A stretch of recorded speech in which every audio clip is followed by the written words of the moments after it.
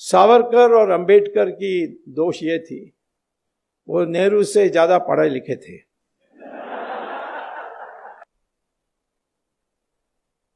अब जवाहरलाल नेहरू का प्रॉब्लम क्या था, वो गए थे लंदन, फिर वहां से कैम्ब्रिज में जाकर दाखिल की, एडमिशन ली और फिर फेल हो गए। नेहरू परिवार में किसी ने भी आज तक कॉलेज की डिग्री प्राप्त नहीं की, सब फेल हुए हैं। एक बार सोनिया ने लिख दी अपने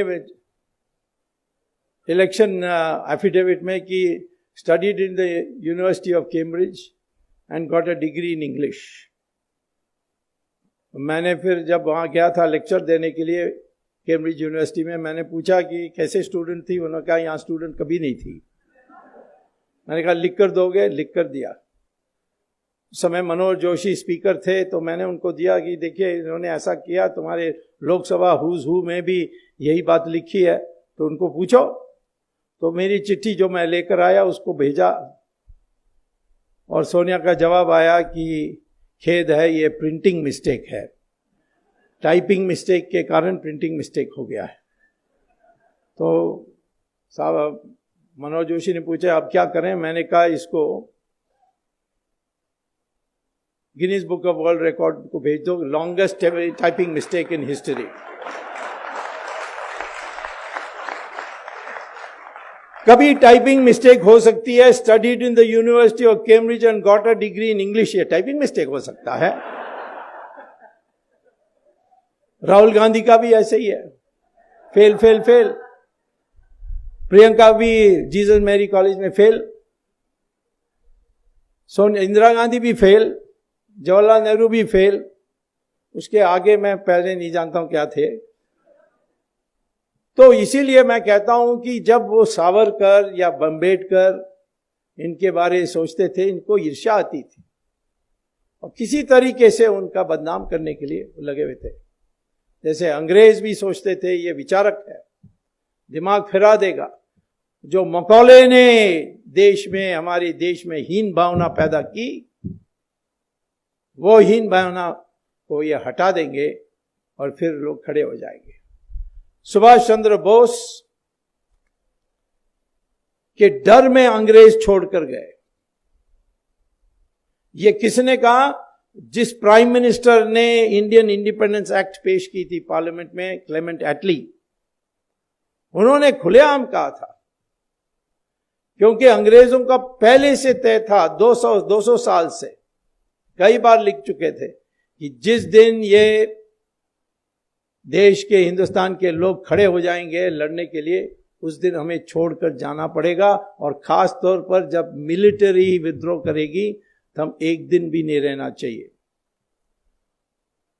क्योंकि पहली बार जब Robert Clive battle of Plassey जीतने के बाद मुर्शिदाबाद में जुलूस निकाल के गए, तो 5 लाख लोग इकट्ठे हुए, सब ने गुलाब की फूल उसकी पथ में डाली। तो जो अंग्रेज का कमेंटेटर है जॉन कूपर, उन्होंने पुस्तक में लिखा कि मैं देख के ये हैरान हो गया कि ये हारे हुए लोग, जिसने उनको हराया, उनको उनके पथ में गुलाब के फूल डाल रहे हैं।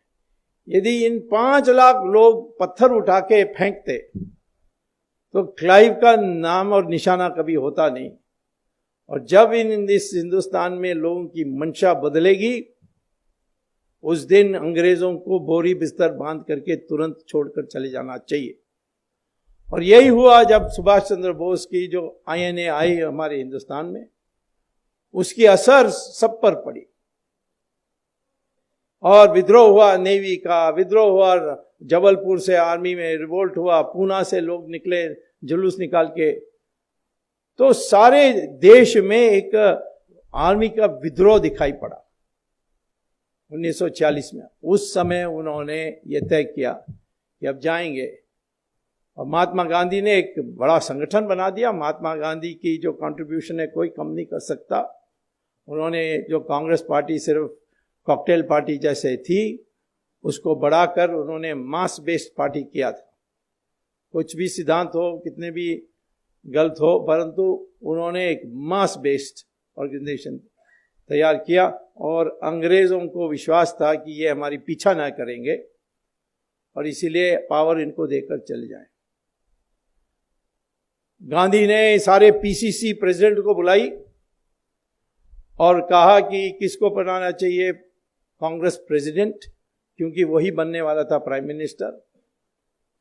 तो 15 में 14 ने कहा सरदार पटेल, एक ने गांधी के पटाभी सीतारामन ने कहा कि जवाहरलाल नेहरू को बनाना चाहिए। गांधी ने सरदार पटेल को कहा तुम मत बनो, जवाहरलाल नेहरू के लिए कंसीड कर दो। तो जिसको मेजॉरिटी नहीं थी, मेजॉरिटी क्या, एक ही यस था पीसीसी प्रेसिडेंट्स में, उसको अध्यक्ष बनाया और वो प्रधानमंत्री बने। अन्याय हुआ सरदार पटेल के साथ। बाद में गांधी ने मोरारजी देसाई को बताया, मोरारजी देसाई ने मुझे बताया कि गांधी ने कहा कि यदि मैं जवाहरलाल को नहीं बनाता तो ये विद्रोह करते हैं और अंग्रेज उसी बहाना में छोड़कर नहीं जाते। मेरा इरादा था कि जैसे बन जाएं और अंग्रेज चले जाएं, फिर मैं दूसरा कदम उठाऊंगा जिससे सरदार पटेल के लिए मौका मिलेगी। और वो उनकी जो प्राइवेट सेक्रेटरी हैं गांधी जी की, उन्होंने पुस्तक लिखा है last will and testament of Gandhi, Mahatma Gandhi. उसमें वो कहते हैं कि गांधी ने आखिर वक्त वो मरने के पहले जो बिरला हाउस छोड़कर जाने वाले थे, तब सरदार पटेल मिले कि मैं अब बर्दाश्त नहीं कर सकता हूँ, मैं छोड़ के जा रहा हूँ वापस गुजरात। तब उन्होंने कहा नहीं, तुम रुक जाओ, मैं कांग्रेस का 2 टुकड़ा करूँगा और एक टुकड़ा आपके पास और दूसरा टुकड़ा जवाहरलाल नेहरू के पास। आपको पता है कि 90% तो सरदार पटेल के साथ ही जाती, और इसीलिए रुक जाओ। और वो गए और उनकी हत्या हुई और फिर ये इतिहास में सारा चीज बदल गई। और उसमें जवाहरलाल नेहरू ने एक तो अफवाहें उड़ाई कि सरदार पटेल ने लापरवाही दिखाई होम मिनिस्टर होने के बावजूद, और उन पर संदेह, आरएसएस पर बैन। एफआईआर में आरएसएस का नाम कहीं नहीं है, ट्रायल में आरएसएस का नाम कहीं नहीं आया, लेकिन दुनिया भर में प्रचार कर रहे हैं मिस्टर राहुल गांधी आजकल की आरएसएस ने महात्मा गांधी को मारा। अब उनको तो इतिहास नहीं पता है, जो सिखाते हैं चर्च में वही बोलते हैं बाहर। लेकिन सावरकर को कॉन्स्पिरेसी का हिस्सा बनाया, बाद में छूट गए, नो एविडेंस, लेकिन वो धब्बा लगा के रखे। और धीरे धीरे अब सावरकर की रिकग्निशन आ रही है।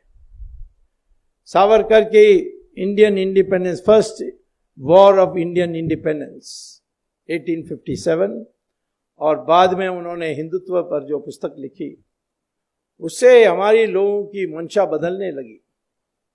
लेकिन क्योंकि कांग्रेस की राज थी, उन्होंने ये सारे आने नहीं दिया था। उन्होंने सोचा कि यदि हिंदू इकट्ठा हो जाएंगे तो फिर हम कभी चुनाव नहीं जीत सकते, क्योंकि हिंदू को विभाजित करो जात पर, प्रांत पर, भाषा पर, और अल्पमत को